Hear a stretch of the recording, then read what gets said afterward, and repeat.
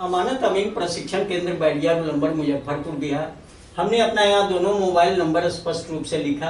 मेरे दोनों YouTube channel 1 Shashi Bhushan Kumar, channel 2 Amin course and all competitive exams में एक बार पुनः आपका क्रांतिकारी हार्दिक अभिनंदन करते हैं।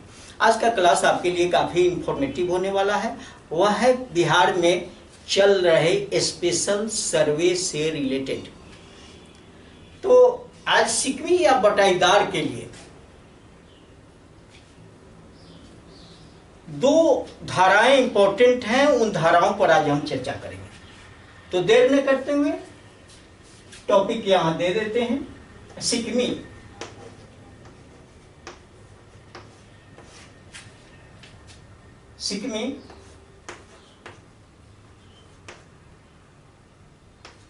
बटाईदार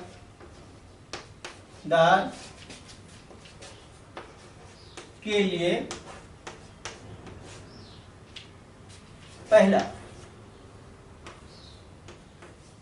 बीटी एक्ट,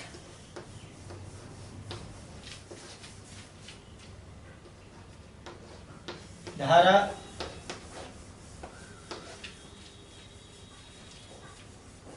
की धारा 48 ई और दूसरा बीटी एक्ट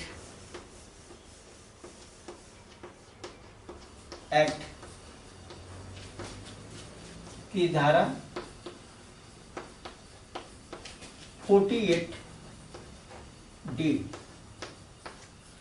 क्या है? काफी इंपॉर्टेंट चीज है। सिकवी या बटाईदार के लिए ये दो धाराएं हैं। बिहार काश्तकारी अधिनियम 1885, बिहार काश्तकारी अधिनियम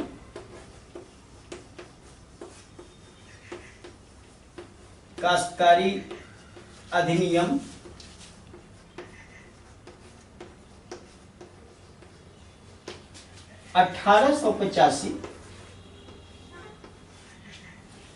में वर्णित ये दो धाराएं, जो दोनों धाराओं की हम चर्चा कर रहे हैं, इसमें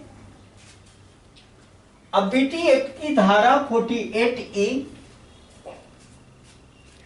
और 48 डी, ये दोनों धाराएं काफी इंपॉर्टेंट है। अब यहां पर इन धाराओं में रैयत को क्या फैसिलिटी है, बटाईदार और सिकवी को क्या फैसिलिटी मिली है और इसमें क्या फैसिलिटी मिली है। इसमें आंशिक फैसिलिटी मिली है,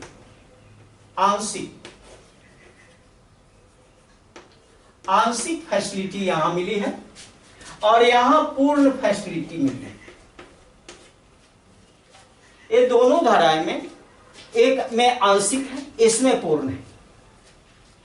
अगर सरकार के द्वारा इन धाराओं के तहत आंशिक अधिकार किसी सिकवी या बटाईदार को मिल चुका है, इसका पेपर अगर सिकवी के पास है, तो खाता किसके नाम से खुलेगा? मूल रैयत के नाम से खाता खुलेगा। किसके नाम से खुलेगा? मूल रैयत के नाम से। मूल रैयत के नाम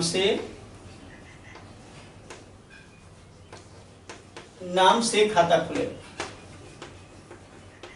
खाता खुलेगा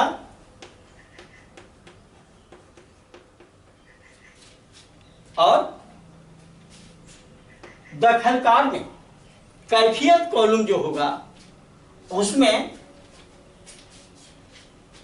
जो बटाईदार हैं उनका नाम दखलकार में दर्ज होगा और उनका हिस्सा भी दर्ज होगा। अब ये बात उस पर निर्भर करती है कि आंशिक हिस्सा, ऐसा नहीं कि पूर्ण हिस्सा। ये फर्स्ट में आंशिक हिस्सा हम बता रहे हैं, लगभग एक अंदाज कर लीजिए 25% के आसपास होता है। 25% के आसपास हिस्सा दखलकार के रूप में बटाईदार का नाम दर्ज होगा और आंशिक हिस्सा लगभग 25% के आसपास होगा, वो दर्ज हो जाता है। तो अगर इसके तहत फैसिलिटी मिल चुकी है 48E के तहत, तो आंशिक मिल गया।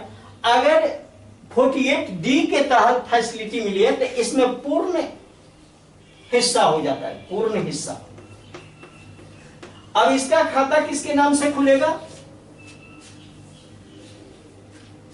बटाईदार के नाम से। किसके नाम से खुलेगा? सिकमी या बटाईदार के नाम से। सिकमी या बटाईदार, बटाईदार के नाम से खाता खुलेगा, खाता खुलेगा। यह स्पष्ट है। यहां है कि पूर्ण हिस्सा मिला। बेटी एक्ट की धारा 48D के तहत अगर एक कायमी, यहां क्या होता है तो कायमी हक मिलता है, कायमी हक। 48D में कायमी हक मिलता है और इसमें आंशिक हक मिलता है। तो कायमी हक मिल गया तो कायमी रैयत भी बन गया। यहां पर सिकमी या बटाईदार के नाम से खाता खुलेगा, कायमी रैयत बन गया। जब कायमी हक मिला हुआ है, लेकिन बशर्ते उस व्यक्ति के पास ये पेपर होना चाहिए। अगर इस सर्वे में ये पेपर है और ऐसा हक मिला हुआ है तो निश्चित रूप से उस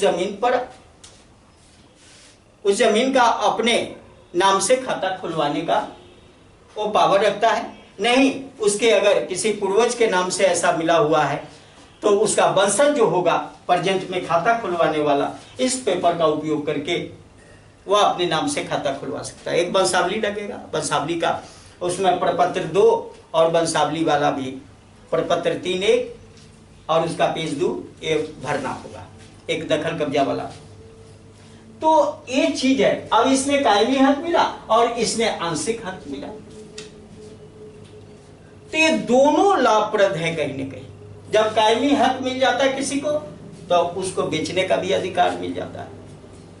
आंशिक हक मिलता है तो बेचने का अधिकार नहीं मिलता, लेकिन उसमें आंशिक पावर तो मिल जाता है। और हमने बताया कि लगभग 25% ये बताया, और वो दर्ज हो जाता है। तो ये दोनों पेपर में कोई पेपर के तहत आपको अगर सिकमी हो, बटाईदार हो, आपको अगर राइट्स मिला हुआ, ऐसे आपको सीधे बटाई जोत रहे, तो उस कंडीशन में दखलकार में आपका नाम आ सकता है और खाता मूल रैयत के नाम से खुलेगा। यहां भी हमने बताया आंशिक में भी मूल रैयत के नाम से ही खाता खुलने का प्रावधान है, लेकिन यहां सिकमी रैयत के नाम से खाता खुलेगा, डी वाला, और ई वाला मूल रैयत के नाम से। तो बात समझ में आ गई होगी। लेकिन एक चीज मैं यहां स्पष्ट कर देना चाहता हूं, अगर जमीन पर आप 12 वर्ष तक शांतिपूर्वक कब्जा करके रह रहे हैं तो उस कंडीशन में कुछ ना कुछ पावर मिल जाता है। वही पावर ये बीटी एक्ट की धारा 48E और डी स्पष्ट करता है, डी स्पष्ट करता है। ये रैयती भूमि की बात कर रहे हैं, ये रैयती भूमि की बात हो रही है।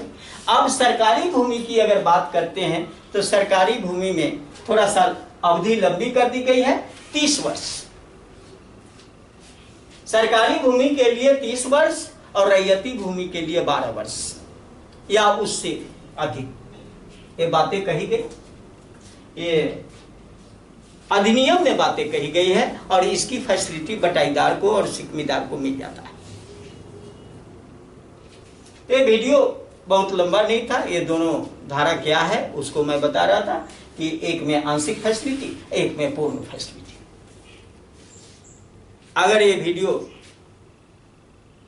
आपको अच्छा लगा, आपके लिए उपयोगी है, लाभप्रद है, ज्ञानवर्धक है, स्पेशल सर्वे में हेल्प कर रहा है, आप सिकमीदार या बटाईदार हो और आपको अगर हेल्प कर रहा है तो इसे लाइक करें, अपने मित्रों के साथ शेयर करें, और हमारे चैनल पर अगर नए हो तो बारी बारी से दोनों चैनल, अमीन कोर्स, अमानत कोर्स या सर्वेयर कोर्स के लिए फेमस चैनल, बारी बारी से सब्सक्राइब कर लें, बेल आइकन भी दबा लें। लगातार वीडियो आपकी सेवा में जा रहा है, नोटिफिकेशन आपको मिलता रहे। और इससे भी विशेष ज्ञान अर्जन करना है, इसमें कैरियर तलाशना है, तो उस कंडीशन में अमानत अमीन प्रशिक्षण केंद्र बैरिया गोलंबर मुजफ्फरपुर बिहार दिल से स्वागत करता है। आप मेरे साथ रहें, थियरी या प्रैक्टिकल दोनों सीखें, यहाँ से जाएं, मापी करें, पैसा कमाएं और आप खुशहाल जीवन व्यतीत करें। बहुत बहुत धन्यवाद। जय हिंद, जय भारत।